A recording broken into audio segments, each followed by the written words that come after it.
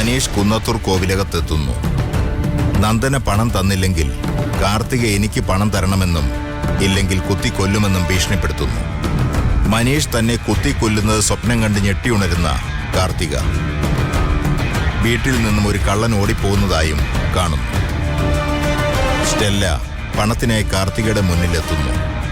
കാർത്തികയുടെ ഓരോ വാക്കുകൾക്കും മറുപടി കൊടുക്കുന്ന സ്റ്റെല്ല. നിവൃത്തിയില്ലാതെ കാർത്തിക സ്റ്റെല്ലയ്ക്ക് പണം കൊടുക്കുന്നു. ഇനി തുടർന്ന് കാണുക.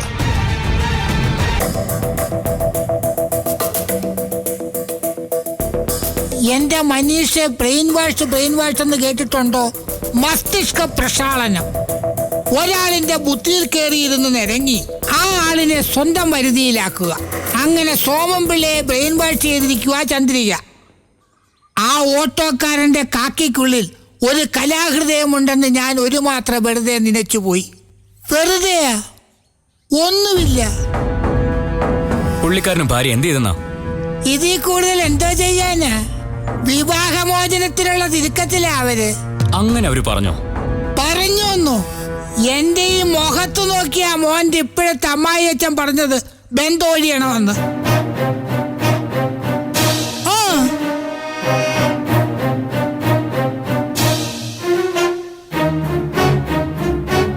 ബന്ധോഴിയണമെന്ന് അങ്ങനെ വെറുതെ പറഞ്ഞാ പോരല്ലോ, തക്കതായ കാരണം വേണം. ഞാൻ ചോദിച്ചു. അപ്പൊ സോമൻപിള്ള പറയുവാ മനീഷ് പോരാന്ന്. മനീഷ് അത്ര പോരാന്ന്. ലൈലയ്ക്ക് അങ്ങനെ വല്ല പോരായ്മയും തോന്നിയതായിട്ട് മനീഷ് മോന് വല്ല സൂചനയും ഉണ്ടോ? മരമോന്തിയായ ഒരു മരുമോനെ ഞങ്ങൾക്ക് എന്തിനെന്ന് പിള്ളയുടെ അടുത്ത ചോദ്യം. അങ്ങനെ ചോദിച്ചോന്നോ? അതായിരുന്നു മുഖ്യ ചോദ്യം. മനീഷ് അവരുടെ വീട്ടിൽ ചെന്ന് സകലമാന പാത്രങ്ങളും തല്ലി തകർത്തെന്നോ? അത്രയായപ്പോ ഞാൻ പറഞ്ഞു, നിർത്ത് സോമൻപിള്ളേ, നിർത്ത്. അടിസ്ഥാനമില്ലാത്ത ആരോപണങ്ങൾ ഉന്നയിക്കുന്നതിനൊരു പരിധിയില്ലേ? അല്ല മനീഷ് മോനെ, സത്യത്തിൽ അങ്ങനെ ഒരു പാത്രവടക്കൽ കലാപരിപാടി വല്ലതും നടന്നോ? ഏയ് ഇല്ലെന്നേ. അതൊക്കെ വെറുതെ കെട്ടിച്ചമച്ച കഥയാ, എനിക്ക് ചീത്തപ്പേരുണ്ടാക്കാൻ. കെട്ടിയത് ചന്ദ്രികയാണെങ്കിൽ ചമച്ചത് സോമൻപിള്ളയാ. ലക്ഷ്യം ഒന്നേ ഉള്ളൂ, മനീഷ് മോനെ ഒഴിവാക്കണം. എന്നിട്ട് ലൈലയെ മറിച്ച് കെട്ടിക്കണം. ഈ മറിച്ച് വിൽപ്പന എന്നൊക്കെ പറയത്തില്ലയോ, അത് തന്നെ. ആ അട്ടിമറിക്ക് നിന്നു കൊടുക്കരുത് മോൻ. താണ്ടേ പനക്കലെ ശിവരാമൻ നായരുടെയും സുമിത്രയുടെയും ഒറ്റ മോനായി നിൽക്കുന്നത്.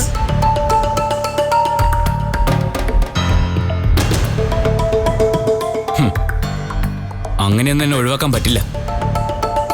വെയിറ്റ്. ഇത്തരുണത്തിൽ എനിക്ക് മനീഷിനോടൊരു ചോദ്യമുണ്ട്.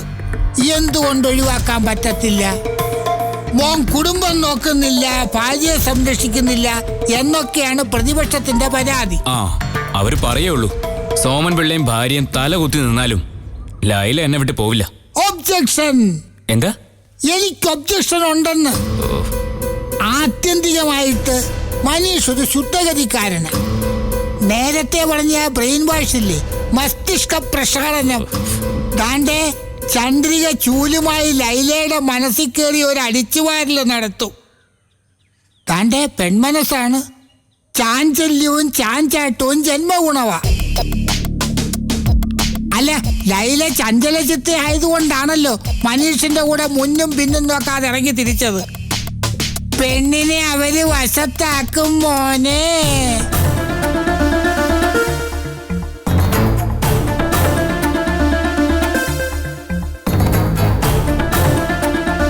ചിലപ്പോ ഒരാളിന്റെ സപ്പോർട്ടും അവർക്കുണ്ടാവും. ആരുടെ? മനീഷ് ഒരിക്കലും പ്രതീക്ഷിക്കാത്ത ആളാ സുമിത്ര. ഒരിക്കലുമില്ല. അമ്മ ഒരിക്കലും അങ്ങനെ ചെയ്യില്ല. തീർപ്പ് കൽപ്പിക്കാൻ വരട്ടെ. താണ്ടെ സുമിത്ര മൊത്തത്തിലൊരു നിരാശയില്ല. അനിലയുടെ കാര്യം മനസ്സിൽ കിടപ്പുണ്ടേ. മോക്ക് ഇതുവരെ ഒന്നും കൊടുക്കാൻ പറ്റിയില്ലല്ലോ. മനീഷിന്റെ കാര്യമാണെങ്കിൽ ഇങ്ങനെ.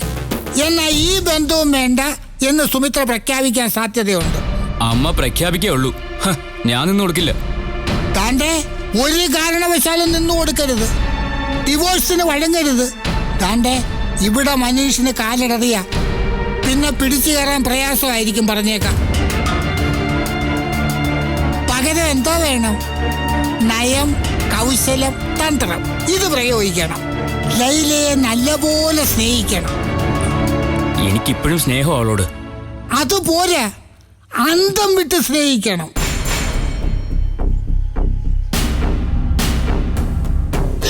ആ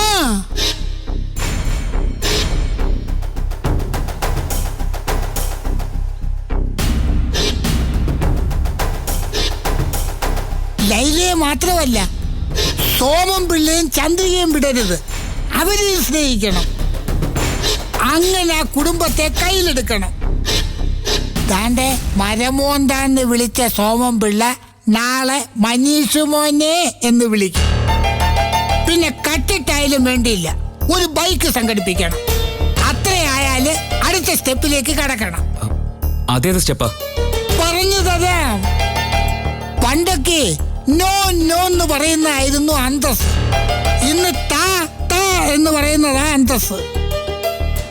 കണക്ക് പറഞ്ഞ് ചോദിച്ചു വാങ്ങിക്കണം. അവനെ വിലയുള്ളൂ. അതേത് ഫീൽഡായാലും അങ്ങനെ തന്നെ. കല്യാണ ഫീൽഡിലും അതാണ് അവസ്ഥ. അതുകൊണ്ട് മനീഷ് ശ്രീധരൻ ചോദിക്കണം, ചോദിച്ചു വാങ്ങിക്കണം. അതിനുള്ള അവകാശമുണ്ട്, ഉണ്ടെന്ന് ഭാര്യ വീട്ടുകാർക്ക് തോന്നണം.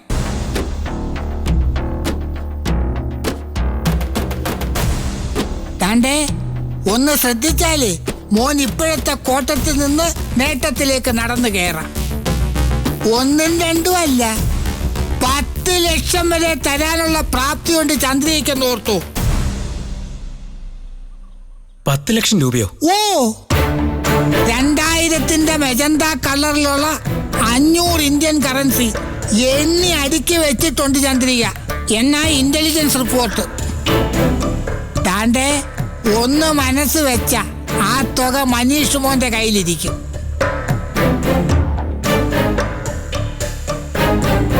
താണ്ടെ എനിക്ക് മോൻ ഒരു പ്രത്യുപകാരവും ചെയ്തു തരണ്ട. പെങ്ങളെ ഓർക്കുന്നതും അവക്ക് എന്തെങ്കിലും കൊടുക്കുന്നതും മനീഷ് മോന്റെ ഇഷ്ടം. ഞാനിടപെടത്തില്ല. അനിലെ ഞാൻ മറക്കില്ല. മതി. ദേ, അനിലെ മാത്രമല്ല, മാമനെ മറക്കില്ല. മതി. എന്നാലേ എത്രയും പെട്ടെന്ന് യോഗ്യനാവാൻ നോക്ക്. എല്ലാം ശരിയാവും. അപ്പൊ പിന്നെ പറഞ്ഞ പോലെ ഓക്കെ.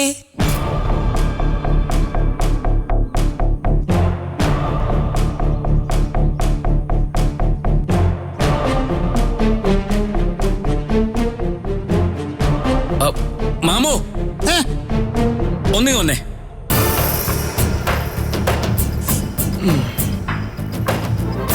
എന്താ മനീഷ് മോനെ? അപ്പോഴേ ഈ ബൈക്ക് ഒരെണ്ണം സംഘടിപ്പിക്കണം അല്ലേ? പിന്നെ വേണം വേണം വേണം. അതിനു വേണ്ടി തൽക്കാലത്തേക്ക് കുറച്ച് പൈസ. അയ്യോ, ലോണിനാണെങ്കിൽ പറയണ്ട മനീഷ്, ബാങ്ക് നഷ്ടത്തില്ല. അതുകൊണ്ടാ, ഒന്നും തോന്നരുത് കേട്ടോ.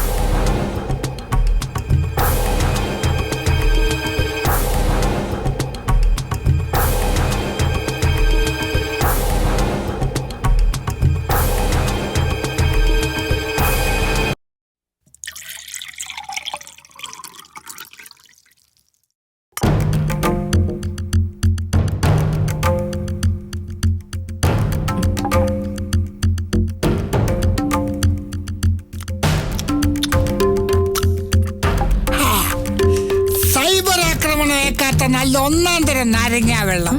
എന്താക്രമണം? അതൊന്നും അറിഞ്ഞില്ല എന്നുണ്ടോ?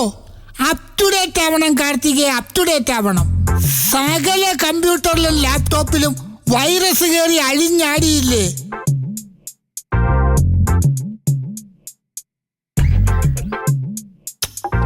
തന്റെ ഓരോ നാട്ടിലും അതിന് ഓരോ പേരാ. വയനാട്ടിൽ വനാക്കറെ, കൊല്ലത്ത് കൊല്ലാക്കറെ, ഇടുക്കിയിൽ ഇടുക്കറെ.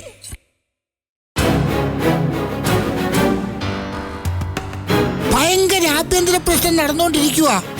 താണ്ടെ ഈ കാരണം കൊണ്ട് പാലിനും പച്ചക്കറിക്കും ഒക്കെ വീണ്ടും വില കയറാൻ സാധ്യതയുണ്ട്. ആട്ടെ, നന്ദനയും ഭർത്താവും എപ്പോ വരും? അതറിയില്ല. രണ്ടുപേരും സംയുക്തമായിട്ടാണോ പോയിരിക്കുന്നത്, അതോ ഒറ്റയ്ക്കൊറ്റയ്ക്കാണോ? ഒരുമിച്ചല്ല പോയത്, ഭാഗ്യം. ഒരാപത്ത് വന്ന് ഭവിച്ചാലുവേ രണ്ടുപേരെയും ഒറ്റയടിക്ക് ബാധിക്കില്ലല്ലോ. സെപ്പറേറ്റ് ആയിട്ടല്ലേ അടിക്കൂ. എന്തടി കിട്ടുന്ന കാര്യം പറയുന്നത്? തിരിച്ചടി, അതായത് വിധിയുടെ തിരിച്ചടി. ദാണ്ടേ ഈ നവഗ്രഹങ്ങളും നക്ഷത്രങ്ങളും ആകാശത്തിരിക്കുന്നത് ചൊറികുത്താനല്ല, അവർക്ക് അവരുടേതായ കർമ്മങ്ങളുണ്ട്. ആട്ടെ, കാർത്തികയുടെ ജന്മനാൾ എന്തുവാ? കാർത്തിക നക്ഷത്രത്തിലാണ് ഞാൻ ജനിച്ചത്. അതുകൊണ്ടാ അച്ഛൻ എനിക്ക് പേരിട്ടത്. ആ, കാർത്തിക നക്ഷത്രത്തിൽ ജനിച്ചത് കൊണ്ട് കാർത്തിക എന്ന് പേര്. പ്രമോദമായിരിക്കുന്നു. എന്തായാലും മൂലം നക്ഷത്രത്തിൽ ജനിക്കാതിരുന്നത് ഭാഗ്യം, പുണ്യം, സുഹൃതം.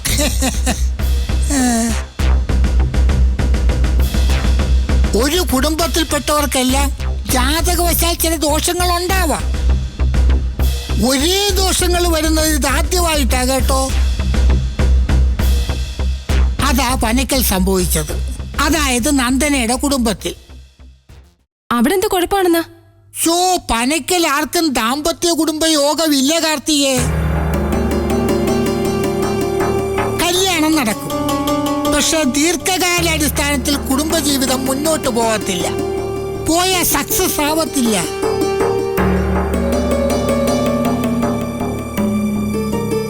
അമ്മയായ സുമിത്രയുടെ കാര്യം തന്നെ എടുക്കാം. മക്കളായ മനീഷിന്റെ അനിലയുടെയും ഫാമിലി ലൈഫ് പാലിച്ചല്ലോ എല്ലായിടത്തും. അതിലും വലിയ എക്സാമ്പിൾ വേണോ? പക്ഷേ നന്ദനയുടെ കാര്യത്തിൽ അങ്ങനല്ലല്ലോ. ആദ്യം ഉദയേട്ടനുമായി ഉടക്കായിരുന്നു, പക്ഷേ ഇപ്പൊ അവരടയും ചക്കരയാ. അധികകാലം ആ നില തുടരത്തില്ല. അട പൂച്ച കൊണ്ടുപോവും, ചക്കര ഈച്ച കൊണ്ടുപോവും.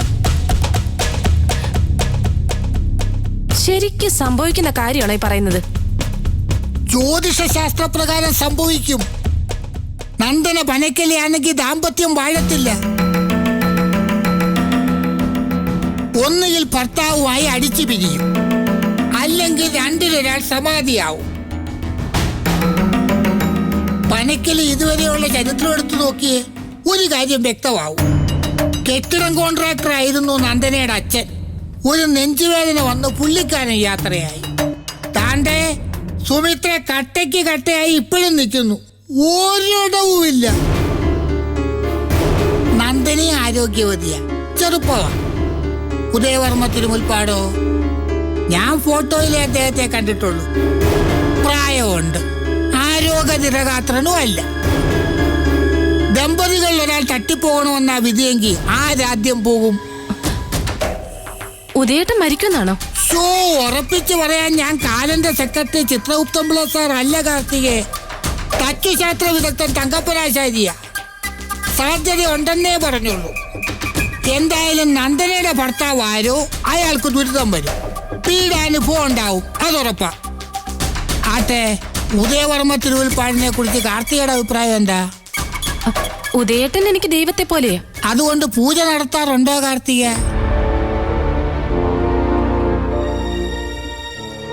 ഒത്തിരി ബഹുമാനം ഉണ്ടെന്നാ പറഞ്ഞത്. ഉദയേട്ടനായി ഈ വീടിന്റെ അഭിമാനം. അമ്മ മരിച്ചതോടെ ഈ കോലത്തെ കാരണവരും ഏട്ടനാ. എങ്കിൽ സൂക്ഷിക്കണം. അദ്ദേഹം ആയുഷ്മാനായിട്ടിരിക്കണമെങ്കിൽ ഇപ്പോഴുള്ള ദാമ്പത്യം തുടരാൻ പാടില്ല. നന്ദനയെ ഒഴിവാക്കണം. അതിനവരുടെ ബന്ധം ഒഴിയണം. അതെ, ആര് പറഞ്ഞാൽ തിരുമുൽപ്പാട് കേൾക്കും? വല്യമ്മാവൻ പറഞ്ഞ അനുസരിക്കും. രാജരാജവർമ്മ. എന്നാ പെട്ടെന്ന് വിളിക്കാ രാജാ രവിവർമ്മയെ. രാജ രവിവർമ്മയല്ല, രാജരാജവർമ്മ. അതാ വല്യമ്മാവന്റെ പേര്. എന്തെങ്കിലും ആയിക്കോട്ടെ, വിളിക്ക്. പക്ഷേ അദ്ദേഹം ഒരു പ്രത്യേക സ്വഭാവക്കാരനാ. റിട്ടയർഡ് SP യാ. കളിപ്പിക്കാൻ പറ്റില്ല.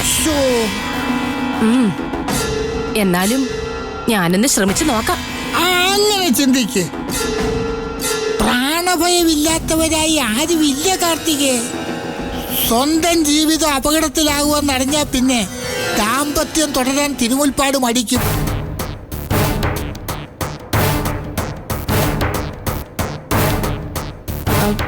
പക്ഷെ അതുകൊണ്ട് എന്താ നേട്ടം? കഴിഞ്ഞകരി കിടക്കുന്ന എനിക്കെന്ത് നേട്ടം? കോവിലകത്തിനാണ് ഗുണം. കാരണവർ സ്ഥാനത്തുള്ള ഉദയവർമ്മ തിരുവൽപ്പാടിന്റെ ജീവൻ രക്ഷപ്പെടുകയല്ലേ. താണ്ടെ കാർത്തികയുടെ ഈ ഭംഗിയുള്ള കണ്ണിലെ കരടായ നന്ദനെ ഒഴിഞ്ഞു കിട്ടും. ഒറ്റ വെടി 2 പക്ഷി. എന്തു പറയുന്നു? ഇല്ല, നന്ദന് പോവില്ലേ. പോയില്ലെങ്കിൽ പറഞ്ഞു വിടണം. അതിനുള്ള തന്ത്രങ്ങൾ മെനയണം കാർത്തികേ. ജീവനാംശം കൊടുത്ത് ഒഴിവാക്കാൻ ഭർത്താവ് തീരുമാനിക്കണം. താണ്ടെ കുന്നത്തൂർ കോവിലകത്ത് നിന്നുള്ള ജീവനാംശം എന്ന് പറയുമ്പോഴേ ഒരു വലിയ തുക കാണും. അതും വാങ്ങിച്ചോണ്ട് നന്ദന പനക്കലോട്ട് പോയിക്കോട്ടെ. വേണമെങ്കിൽ ആ പണം കൊണ്ട് അനിയത്തി പെണ്ണെ സഹായിച്ചോട്ടെ. താണ്ടെ ഈ പടി ഇറങ്ങിക്കഴിഞ്ഞാ പിന്നെ കാർത്തിക ഒന്നിനും ഇടപെടാൻ പോവണ്ട.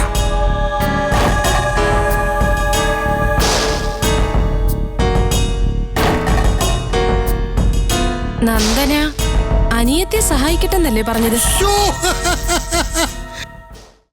കാർത്തിക, ഞാനതൊരു അലങ്കാരത്തിന് വേണ്ടി പറഞ്ഞതല്ലയോ. ഏതനിയത്തി? എന്ത് സഹായം? ഒന്നുമില്ലെന്ന്. ഇവിടുന്നൊരു തുക കൊടുത്ത് നന്ദനെ പുറത്താക്ക്. കാർത്തിക അതിന് മനസ്സ് വെക്ക്. നടക്കാതിരിക്കത്തില്ല.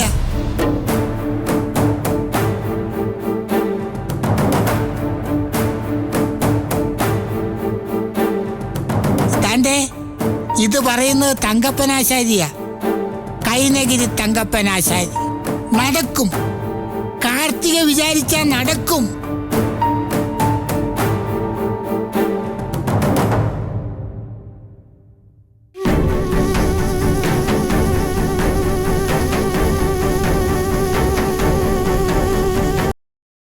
എന്നാലും ഇതൊരു ചെറിയ സംഭവമല്ല മാഡം. ആരായിരുന്നു ആ മുഖം മൂടിയെന്ന് ഒരു ഐഡിയ ഇല്ലേ? ഇല്ല മഹേഷേ, ഒരാൾ രൂപമേ കണ്ടുള്ളൂ. ആണുങ്ങൾ ആരും ഇല്ലാതെ എനിക്ക് കതക് തുറന്ന് പുറത്തിറങ്ങി നോക്കാൻ പറ്റുമോ? ആണുങ്ങളുണ്ടെങ്കിലും പേടിക്കണം. വന്നത് വിരുന്നുകാരനല്ല. മുമ്പിൽ ചെന്ന് പെട്ട ആക്രമിക്കുമെന്ന് ഉറപ്പാ. കയ്യില് തോക്കും കത്തിയൊന്നും ഉള്ളതായി കണ്ടില്ല. അത് സമയാകുമ്പോ എടുത്താൽ മതിയല്ലോ. പോലീസിൽ അറിയിക്കണ്ടേ? അതാണ് അതിന്റെ ശരി. ഇനി എപ്പോഴെങ്കിലും ഒരു പ്രശ്നമുണ്ടായാ അത് ഗുണം ചെയ്യും.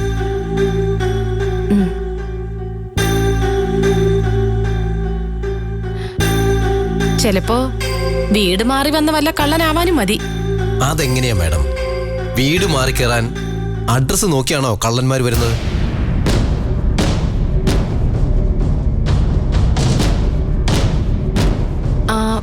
ആ മനീഷ് ഭീഷണിപ്പെടുത്തിയിട്ടാ പോയത്. എന്റെ ബലമായ സംശയം അത് മനീഷ് തന്നെയാണെന്നാ. അവൻ ആള് മഹാ കുഴപ്പക്കാരാണ് മാഡം. മനീഷിനെ കവർച്ചക്കാരനാക്കി പോലീസ് പിടികൂടിയാൽ അത് നന്ദനയ്ക്ക് ഒരടിയായിരിക്കും. അത് ശരി. അപ്പൊ നന്ദനക്കിട്ട് അടി കൊടുക്കാനുള്ള പ്ലാൻ ആണല്ലേ? ഇത് നിങ്ങളല്ലേ ആ സ്ഥലം നോക്കാൻ വന്നത്? അതെ. അല്ല, ഇവിടെന്താ കാര്യം? മഹേഷ് ഞങ്ങളുടെ ടെക്സ്റ്റൈൽസിലെ മാനേജരാ. ഓ. അന്ന് മനീഷ് കടയിൽ ചെന്ന് പുള്ളിക്കാരന്റെ കയ്യിൽ നിന്ന് 50,000 രൂപ വാങ്ങിയത് മറന്നുപോയോ? സ്ഥലം നോക്കാൻ വന്നപ്പോഴേ എനിക്ക് ആളെ മനസ്സിലായി. ഓ, അപ്പൊ അതൊരു തരികട പരിപാടിയായിരുന്നല്ലേ? ഇയാള് കാണിക്കുന്ന അത്ര തരികട മഹേഷ് കാണിച്ചിട്ടില്ല. ദേ, അധികം വിശുദ്ധയാവല്ലേ. ആവല്ലേ. ഞാൻ ഇറങ്ങും മാഡം. ഞാൻ വിളിക്കാം. ചെല്ല് പോ.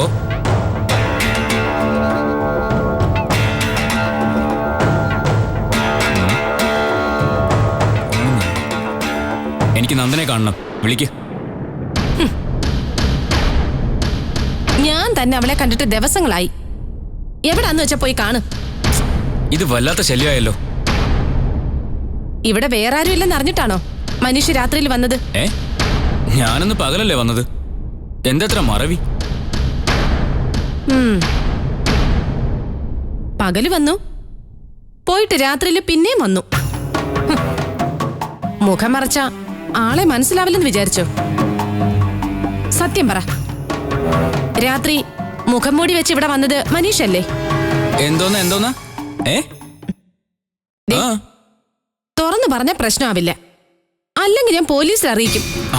എന്നാ പോലീസിൽ അറിയിക്കും. അതാ നല്ലത്. അല്ല, ഇതെന്ത് കഷ്ടമാ. ഇവിടെ വന്നതും ബൈക്കിൽ കയറി പോയതും മനീഷ് അല്ലെന്നാണോ? അടിപൊളി. എനിക്ക് ബൈക്ക് ഉണ്ടായിട്ട് വേണ്ടേ?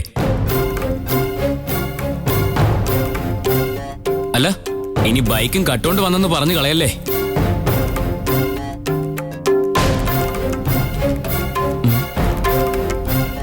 അല്ല, മുഖം മൂടി വെച്ച് ഇവിടെ ഒരാൾ വന്നു എന്ന് പറഞ്ഞത് സത്യമാണോ? ഞാൻ കണ്ടുന്ന്.